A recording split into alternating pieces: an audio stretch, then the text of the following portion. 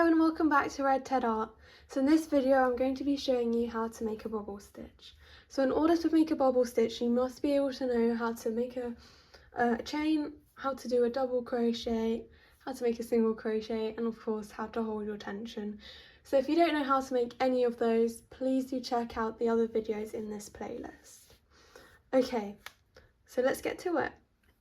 So as you can see, I've already just started some crochet. I've just done a couple of single crochets. It really doesn't matter what you're doing. I've just decided to do that. So I'm just going to get my tension. I'm going to hold my work, and I'm then going to yarn over like I would for a double crochet. I'm going to go into the next stitch. I'm then going to yarn over and pull through. So I should have 3 loops on my hook. And then I'm going to yarn over and pull through 2, so I should have 2 loops on my hook. So this is exactly like a double crochet, except for now, instead of pulling through those 2 loops, I'm going to yarn over again and go back into that same stitch there. So I'm going to go back in, and I'm going to yarn over and pull through. So I should have 4 loops on my hook now. I'm then going to yarn over and pull through 2 loops again, like so. I now have 3 loops on my hook. So I'm going to repeat that again. I'm going to yarn over, go back into the same stitch, yarn over and pull through the first loop. I'm then going to yarn over and pull through 2 again.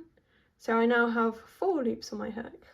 So I'm going to keep repeating this until I have 6 loops left on my hook. So I'm going to yarn over again, back into the same stitch, yarn over, pull through 2. So I now have 5 stitches on my hook.